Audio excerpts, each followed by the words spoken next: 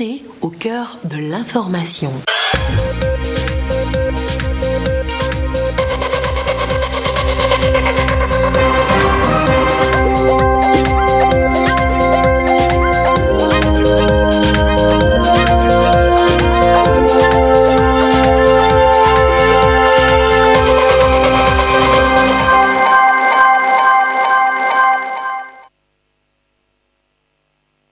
Il est l'heure du journal sur la télévision togolaise. Madame, Monsieur, bonsoir et voici les titres de cette édition. Après la levée du couvre-feu, de l'interdiction de circulation entre préfectures, peut-être la réouverture des lieux de culte, voire même des établissements scolaires. Mais ceci dans des conditions spéciales et les leaders religieux et inspecteurs de l'éducation y réfléchissent avec les responsables de départements ministériels. À découvrir dans cette édition.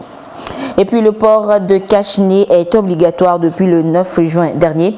Dans la région centrale, le ministère de l'Artisanat s'apprête à mettre à la disposition des populations vulnérables des bavettes artisanales. Visite dans les centres de confection dans ce journal.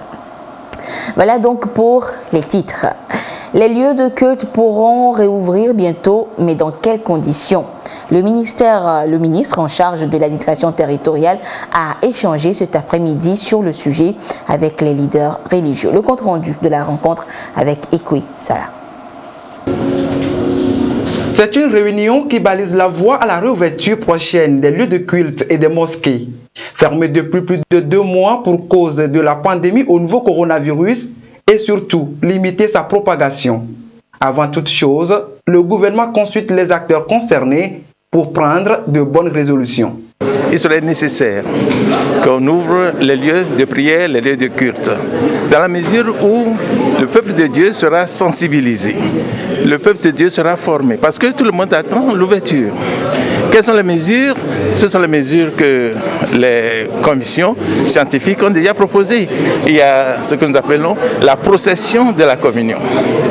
Et quand arrive le moment de la communion, nous proposerons que des signes soient marqués sur le sol et que celui qui est devant reste à une distance de celui qui est derrière lui. Nous aurons à constituer la police composée de fidèles qui vont essayer de réglementer l'entrée dans nos mosquées. Et sûrement que nous allons respecter la distanciation sociale physique, parce que cela va dire que le nombre de fidèles entrant dans la mosquée va diminuer. Et la police est là pour réglementer cette entrée. Les églises sont prêtes à continuer la même sensibilisation, surtout sur les barrières sanitaires. Nous avons pensé même selon la grandeur, l'espace de la chapelle, faire plusieurs cultes. Et si une église a eu l'espace à l'extérieur, elle va s'organiser, d'autres seront au dehors et faire vraiment le culte. Au niveau de la religion traditionnelle, nous avons pris beaucoup de dispositions. Avant l'entrée de chaque couvent, nous avons exigé à chaque prêtre traditionnel de mettre les lave-mains. Le port de cache-nez est obligatoire. Nous devons essayer de désinfecter tous les lieux de culte. Pour des cérémonies maintenant, c'est des cérémonies restreintes. De ces assises, il en ressort que les maisons de prière vont renouer avec leur ambiance habituelle. À en croire le ministre en charge de l'administration territoriale, la date de la réouverture est encore en étude. Et les assises de ce jour préparent le terrain. Cette réunion, c'était de voir avec eux concrètement quelles sont les dispositions pratiques qu'ils pourront prendre pour respecter les mesures barrières. Il y a eu beaucoup d'interventions, beaucoup de propositions, beaucoup de confirmations de propositions, de nouvelles propositions d'ailleurs aussi. Ces questions seront examinées, les réponses qu'ils ont proposées seront examinées par les spécialistes qui nous diront oui, ce qu'ils ont proposé, c'est suffisant pour garantir que la réouverture des lieux de culte puisse se faire. Mais si ce n'est pas suffisant, nous reviendrons vers eux pour leur dire non, attention, ce que vous avez proposé, ça c'est bon, mais ça c'est pas bon. Et nous reverrons avec eux également comment faire cela. L'essentiel, c'est d'être sûr que s'il y a réouverture, cela se fera en respectant les mesures barrières prescrites dans l'intérêt de tout le monde, dans l'intérêt particulier des fidèles des différentes religions. Une fois que les lieux de prière seront ouverts, aucun manquement ne sera autorisé en termes de respect des mesures barrières. Chaque contrevenant verra sa maison de prière fermée, selon le ministre de l'administration territoriale. Et la vie va également reprendre dans le secteur éducatif avec de nouvelles habitudes. Les chefs d'inspection du Grand Lomé s'en imprègnent avant l'ouverture prochaine des établissements scolaires. Les précisions avec Dodo Waré. Le retour à l'école ne sera plus comme d'habitude. La situation sanitaire de l'heure exige de nouvelles dispositions pour protéger élèves et enseignants. Les habitudes scolaires vont changer et les inspecteurs de l'éducation ont un rôle important à jouer à la prochaine réouverture des classes. Il urge donc de donner des informations justes sur le Covid-19 aux chefs d'inspection avant l'ouverture des établissements. Nous sommes en train de traverser une pandémie. Et donc il faudra que les encadreurs puissent prendre la mesure de la chose et sensibiliser les chefs d'établissement, sensibiliser les enseignants, sensibiliser les parents d'élèves pour que à la reprise, les gestes barrières soient respectés. Parce que, comme on le dit, nous devons vivre avec le virus. Donc nous devons apprendre à maîtriser le virus en adoptant les gestes barrières que les autorités nous ont prescrits. Donc c'est pour cela qu'on a réuni le personnel d'encadrement pour d'abord leur faire connaître la maladie, le mode de transmission, ce qui nous permet d'arrêter, de limiter cette transmission, et aussi dans les établissements, comment les élèves doivent se comporter pour que le virus ne rentre pas dans nos établissements. Les dispositions sont déjà prises au niveau des chefs d'établissement. Pas plus de 15 élèves en classe au niveau du primaire et au plus 30 au niveau du secondaire selon les dimensions de la classe. Les mesures sanitaires ne font pas exception. Les dispositions pratiques, c'est d'abord, comme nous le savons, les mesures barrières. Donc les mesures barrières, la première, la principale, c'est le lavage des mains.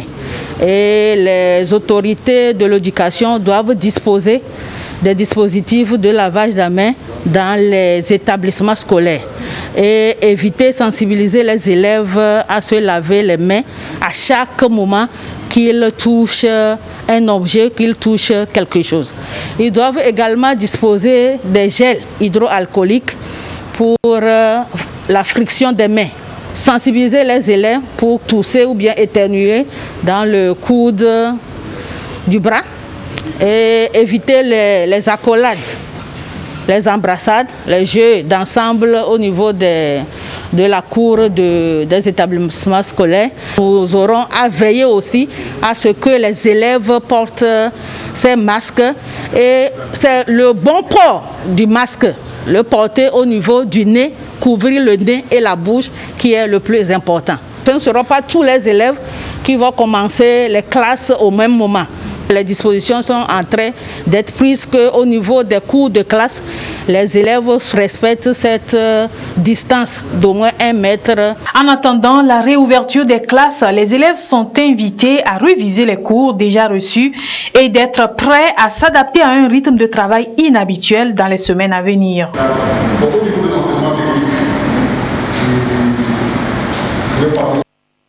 C'est officiel, la 3e édition de la conférence internationale sur les entreprises sociales et la responsabilité sociale des entreprises aura lieu les 29 et 30 juin prochains.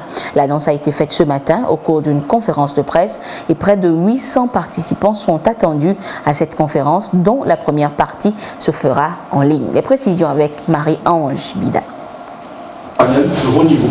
Elle se fera essentiellement en ligne avec plus de 800 participants d'Afrique et d'ailleurs. La 3e conférence internationale sur les entreprises sociales et la responsabilité sociale des entreprises.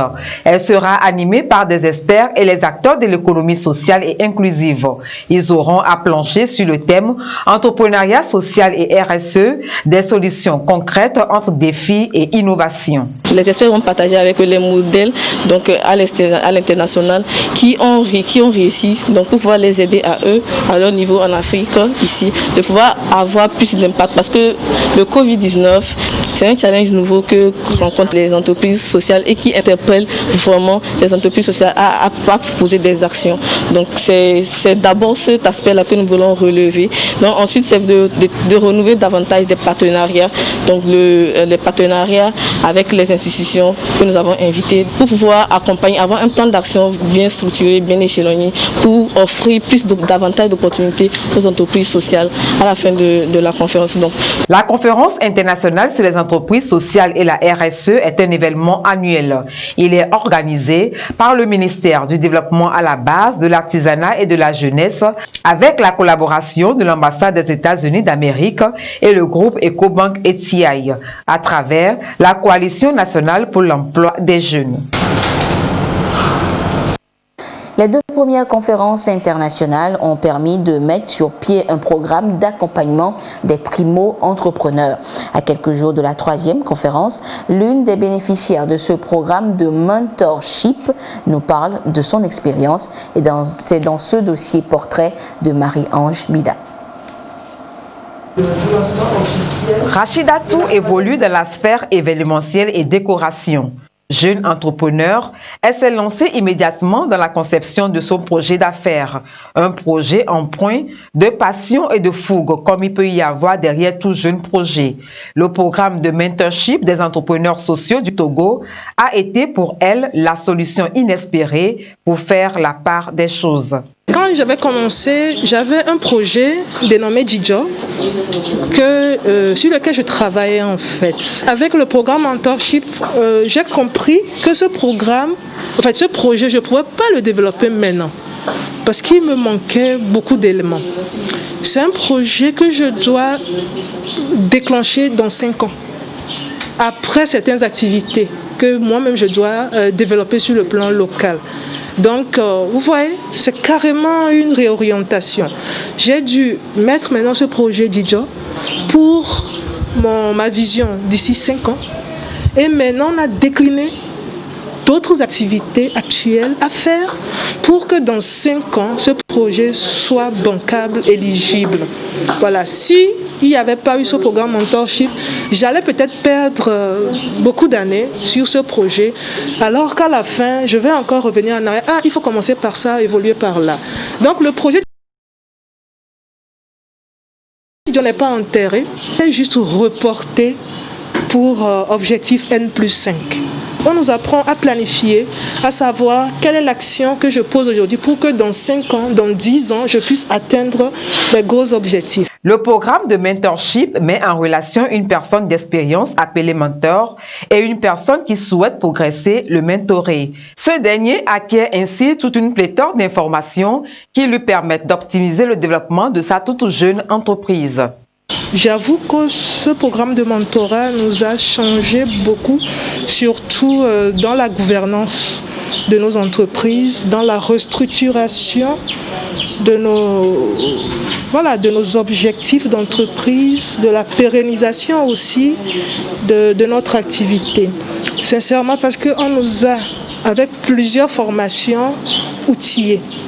Voilà, outillés sur le management, outillés sur la communication, outillés sur le Lean Startup, parce qu'on reste des startups. Nous avons des projets qu'on doit revoir les impacts sociaux. Quels sont vraiment les impacts sociaux qui ressortent dans nos projets? Moi, je suis dans l'événementiel. Qu'est-ce que je fais pour pouvoir avoir de l'impact positif sur la population? Donc, j'ai mon projet que je développe actuellement qui va impliquer les femmes de la base qui produisent des choses que moi, je vais exploiter dans l'événementiel, au lieu d'exporter chaque fois des choses au bénéfice de l'événementiel. Au Togo, la première et deuxième édition de la conférence internationale sur les entreprises et RSE de 2018 et 2019 ont permis la mise en place d'un programme de mentorship. Il est en faveur des entrepreneurs sociaux. Donc, ce programme se déroule en 3 étapes. Donc, la première étape consiste à former les jeunes, d'abord les recruter. Donc on fait un appel à la candidature. On retient 25 jeunes entrepreneurs sociaux qui vont suivre le programme. Dans la deuxième étape, nous les rapprochons avec les initiatives de notre ministère en faveur de l'entrepreneuriat des jeunes. Et la troisième étape Et la dernière, on le met en relation avec les cadres de Cobank qui a des compétences dans le domaine. Et à la fin de ce parcours, donc, ils font des séances de travail en B2B. L'appel est donc lancé à tout jeune entrepreneur social qui veut, in fine, obtenir le background nécessaire pour amorcer la courbe ascendante de la réussite de son entreprise. Et comment les femmes peuvent-elles faire prospérer leur micro-entreprise? Eh bien, en formalisant leurs activités. Et c'est ce qu'elles ont découvert lors d'une formation ce mercredi à Lomé. Le compte rendu avec Abilé Niassingbe. Elles apparaissent en première ligne et jouent un rôle capital dans le commerce, l'import-export. Les femmes commerçantes du Togo constituent 53,7% des actifs contre 46,3% pour les hommes. Mais ces commerçantes des marchés du Togo évoluent pour la plupart dans l'informel et rencontrent souvent des difficultés dans la gestion de leur micro-entreprise. Le ministère en charge de la promotion de la femme leur apporte son soutien. Depuis 2019, il offre à ces femmes des grands marchés de Lomé des formations. Ici, elles sont une soixantaine à être formées sur 3 sujets. Au cours de cette formation, il y a 3 modules essentiels. Le premier, comment s'organiser pour se retrouver en corporation en tant que femme. Quand on est en corporation, on a beaucoup d'avantages. On peut aller vers les responsables des marchés parce qu'elles sont des commerçantes. Le deuxième module, c'est au niveau de la gestion de leur micro-entreprise. Les femmes ne mettent pas la différence entre leur famille et le commerce qu'elles mènent. Il faut qu'elles sachent qu'il y a ma famille qui est là. Si je dois mener une activité, si j'emploie quelqu'un de ma famille, qu'elle sache qu'elle doit payer la personne. Le troisième point, c'est comment formaliser, parce qu'elles sont beaucoup dans l'informel. Là, nous avons cherché même à avoir quelqu'un qui est au niveau du centre des formalités des entreprises, qui viendra leur parler les procédures à suivre, combien de temps ça doit prendre pour pouvoir formaliser leur entreprise et avoir tous les avantages en tant qu'entrepreneur. Des formations pour rendre leurs activités viables et prospères. On nous a invités pour une formation. En voyant ce qu'on nous a introduit, on tiendra compte de ça pour pouvoir mieux gérer. Occasion pour le ministre en charge de la femme de les sensibiliser sur la crise sanitaire liée au Covid-19. L'idée est de leur donner la vraie information pour que la crise ne constitue pas un obstacle majeur à leur activité. Nous sommes déjà bien rodés en matière d'hygiène, mais la crise actuelle nous interpelle davantage. Nous devons être plus regardantes en termes de propreté et de respect des gestes barrières. Nous devons surtout être très rigoureuses sur nos lieux de travail, notamment là où nous faisons du business, que ce soit au marché, dans les kiosques ou dans les boutiques, pour préserver notre propre santé et celle de nos clients. Nous avons besoin de femmes battantes et en bonne santé pour redynamiser notre économie. Au Togo, le commerce participe à la création de richesses en contribuant à 7,2% du PIB. Un essor en grande partie grâce au marché où les femmes sont au premier plan. Le Togo se spécialise dans la production du soja bio. Il est d'ailleurs sacré premier exportateur mondial de cette céréale vers l'Union européenne en 2019. Les atouts du Togo dans ce secteur avec Dodo Waré. Le Togo se tourne de plus en plus vers la culture et l'exportation à grande échelle du soja. La graine à elle seule représente 95% des exportations togolaises de produits bio vers l'Union européenne, soit plus de 44 000 tonnes. L'accompagnement des petites et moyennes entreprises dans leur capacité d'exportation, la négociation commerciale, les participations au salon et la réglementation du secteur ont permis au Togo de faire des exploits en termes d'exportation du soja bio en 2019.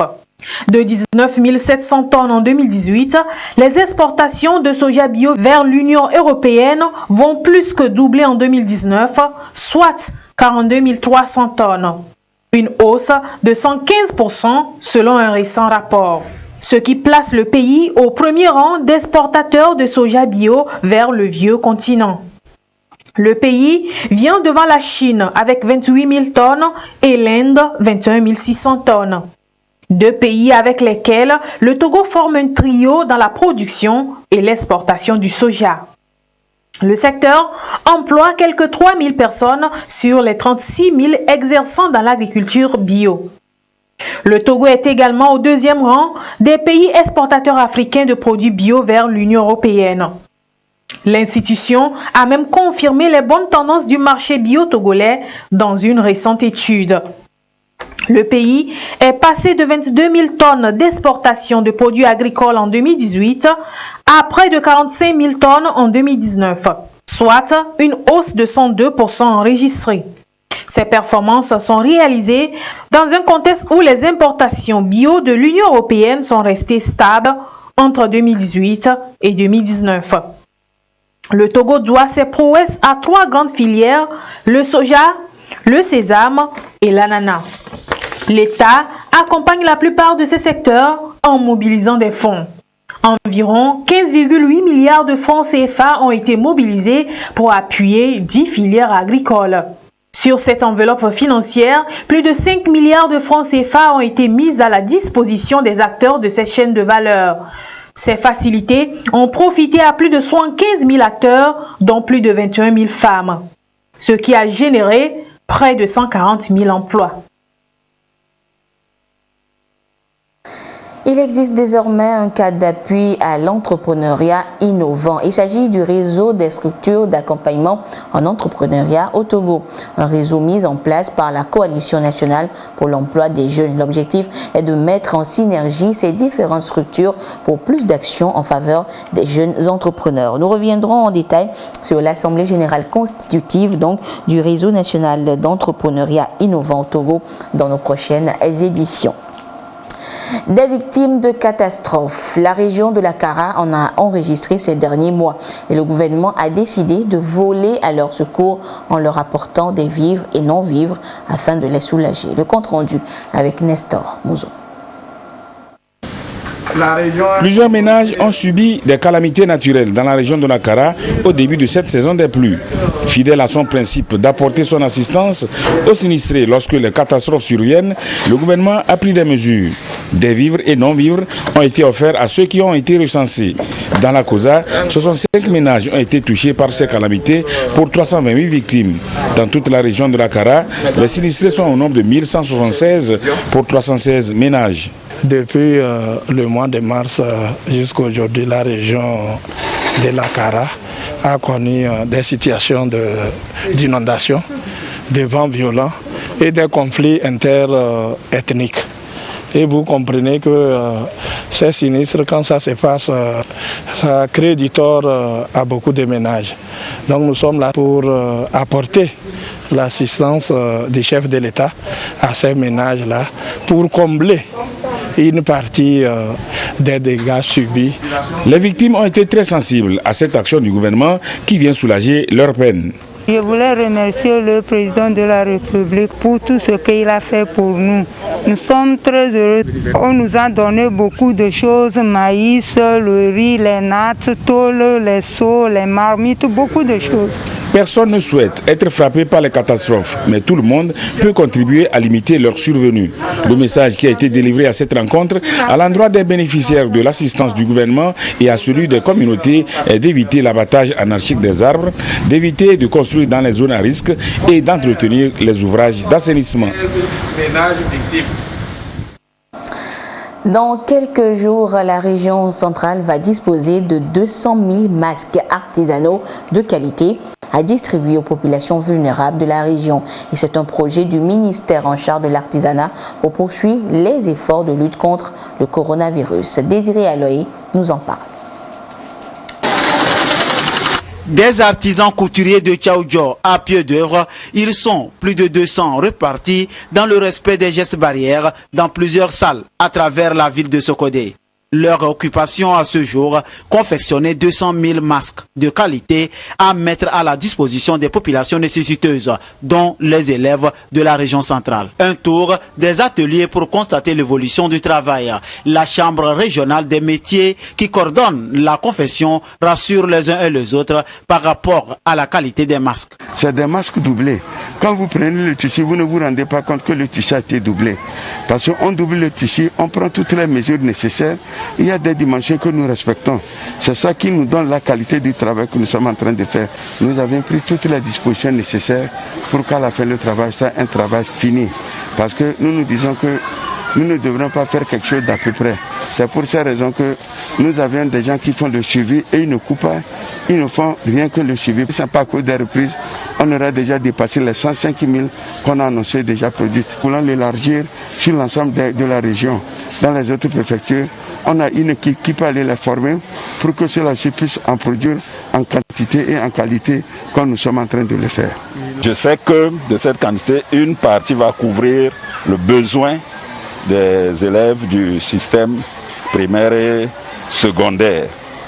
Je voudrais exprimer au nom des parents des élèves de cette région la gratitude à l'égard du ministère du Développement à la base qui a passé cette commande et surtout au chef de l'État qui a permis que tout ce dispositif soit mis en place pour soutenir le système éducatif afin que notre année puisse connaître une issue favorable.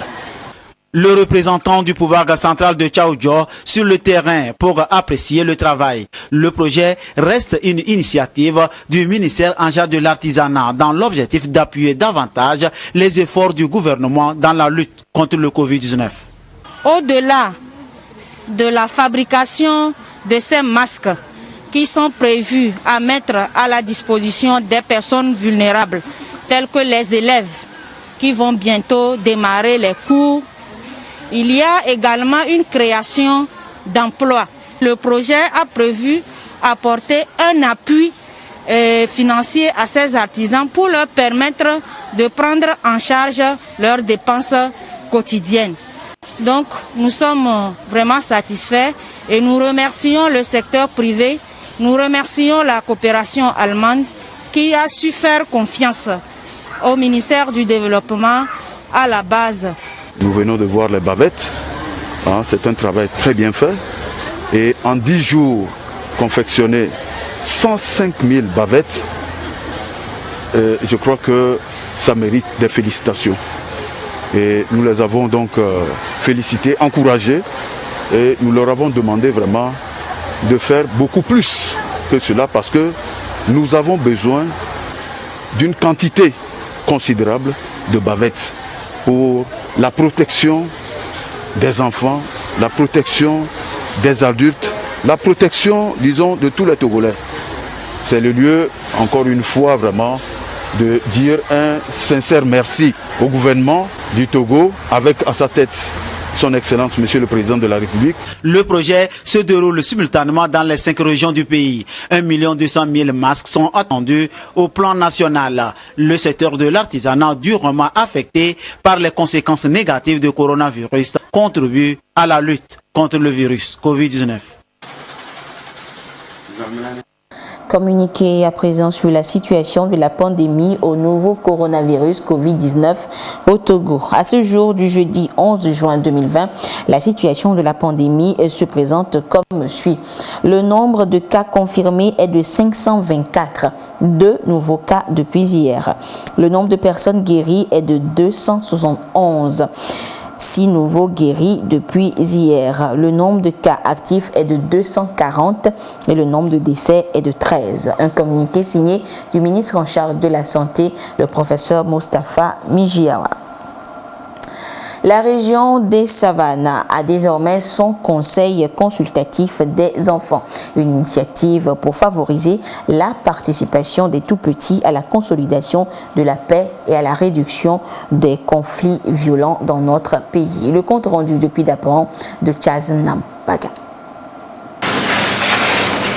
Les travaux des assises du Conseil consultatif régional des enfants des Savanes se sont focalisés dans un premier temps sur l'élaboration et la validation du plan d'action régional, puis du plan d'action national visant à promouvoir la consolidation de la paix et la gestion pacifique des conflits. Deux axes majeurs sont retenus comme activités. Ils vont rencontrer les élus locaux pour leur parler de la paix et de la non-violence et aussi la budgétisation sensible sur les droits des enfants. Ils vont rencontrer aussi les directeurs d'école pour mettre en place des clubs de paix dans chaque école au niveau régional.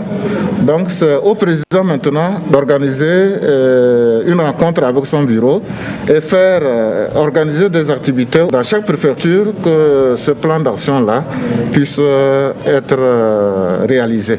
Les assises se sont ensuite orientées vers l'élection d'un représentant de la région des Savanes au niveau du bureau du Conseil consultatif national des enfants qui sera mis en place. Je compte vraiment m'investir à fond pour ce travail. En fait, les enfants de la région des Savanes rencontrent des problèmes majeurs. Et nous pensons que la région des Savanes a une place à jouer au niveau national. Et pour ça, je suis confiant de me battre du mieux que je peux pour pouvoir être l'œil et l'oreille de tous les enfants de la région des Savanes au plan national. Pour ça, je compte aussi sur la collaboration de mes encadreurs ici présents, ainsi que mes camarades qui m'ont fait confiance et m'ont élu. Ensemble, nous pourrons défendre les droits des enfants au niveau préfectoral, régional et pourquoi pas au niveau national. Je tiens à dire un sincère merci au gouvernement qui reconnaît la présence des enfants dans son pays et qui nous laisse le droit de nous exprimer. La rencontre se situe dans le contexte du projet d'appui à l'accompagnement du Conseil consultatif des enfants au niveau national, régional et préfectoral. Une initiative de l'ONG CACIT en collaboration avec l'UNICEF qui vise à favoriser la participation des enfants à la consolidation de la paix et la réduction des conflits violents liés aux questions politiques et constitutionnelles. Et nous ouvrons à présent la page des sports de ce jeudi avec notre ami Jean-Kofi Dedi. Jean, bonsoir. Bonsoir Anita. Jean, sacrée championne de 2019-2020, ASCO se prépare déjà pour la prochaine saison. Oui Anita, et pour le nouveau champion, c'est l'heure du bilan du précédent exercice et aussi des perspectives. Tout ceci a fait l'objet d'une réunion entre le bureau directeur du club et ses différentes entités. C'était la semaine écoulée à Kara. Les détails à travers ce sujet de Aflim Johnson. Suite à l'arrêt des championnats nationaux de football de première et deuxième division pour cause de pandémie à coronavirus, l'association sportive de la COSA, leader à l'issue des 20 journées de la D1, est sacrée championne du Togo. Le titre assuré et en attendant de renouer avec les pelouses, ASCO ne se repose pas. Le temps mort est mis à profit pour de nouvelles résolutions. Exemple, cette réunion du bureau directeur placé sous les ordres du colonel Badibaou Bakali, préfet de la COSA, avec les autres acteurs de la formation aux couleurs jaune et noires. Il était question d'abord d'échanger avec le staff, ensuite avec les joueurs, pour voir l'état d'esprit de chacun par rapport à la situation et voir quelles sont les dispositions à prendre pour essayer de mieux s'organiser. On ne pouvait pas maintenir le club malgré que la fédération ait pris sa décision. Il fallait arrêter et suspendre les activités. Au cœur des échanges, la gestion de la période d'arrêt des compétitions et les projections sur la saison à venir, surtout qu'ASCO défendra les couleurs du Togo en Ligue africaine des champions. Ces retrouvailles ont été l'occasion pour les différentes entités d'ASCO d'être fixées sur leur situation dans le contexte de la Covid-19. Le bureau s'est acquitté ou doit s'acquitter de ses salaires d'avril et de mai. Et à partir de la réunion ce matin, les activités sont suspendues, donc ce qui veut dire que les contrats sont plus ou moins suspendus jusqu'à nouvel ordre. Seulement, on a demandé aux joueurs d'être disponibles qu'à n'importe quel moment, le club pourra les rappeler pour reprendre les activités. Après le titre de champion, et les dirigeants effectivement ont passé à nous. Comme ils sont chaque fois à côté de nous et ils ont décidé de nous reconforter. Ça nous donne encore vraiment la joie au cœur. En somme, ASCO maintient les troupes en éveil pour continuer dans la dynamique de la gagne. Et pour les joutes à venir, chacun est exhorté à se tenir prêt. Et Jean, pour lutter contre la pandémie du coronavirus, les responsables sportifs adressent des messages aux sportifs en général et aux footballeurs en particulier. Oui, c'est le cas à travers une interview qu'a accordée M. Agoro Medjesiribi, vice-président de la FTF à la rédaction sportive de la TVT. Nous l'écoutons au micro de Claude Ama. Par rapport aux sportifs, je voudrais d'abord, dans cette situation de la pandémie du Covid, conseiller les uns ou les autres sur le respect des mesures barrières. Parce que, avant tout, c'est ça qui nous déterminera à être en bonne santé et à envisager être dans notre statut de sportif que nous sommes. Nous devrons respecter toutes ces mesures que l'État et le gouvernement togolais ont éditées pour barrer la route à la propagation fulgurante de cette pandémie. Nous sportifs, c'est le sport qui est notre loisir et qu'à cela ne tient, pour qu'on puisse pratiquer nos sports, nos différents sports, nos différentes disciplines, il va falloir qu'on soit en bon état. C'est pour cela que j'en appelle à une prise de conscience au respect de ces mesures barrières. Et je crois que dans ce respect des mesures barrières, on finira par en finir avec cette pandémie et à reprendre chacun dans son domaine son activité sportive. Nous sommes beaucoup plus dans le football. On a hâte que le ballon roule, mais à la condition que la pandémie du Covid s'éloigne de nous, de nos stades. Vous savez que les rencontres de football sont souvent des rencontres populaires où on peut retrouver des centaines et des milliers de personnes. C'est donc des lieux où le risque est grand de voir se propager ce virus à la vitesse extrême. Donc, pour cela, des mesures sont en train d'être réfléchies en vue d'envisager de voir la fin véritable de cette pandémie avant de relancer notre activité.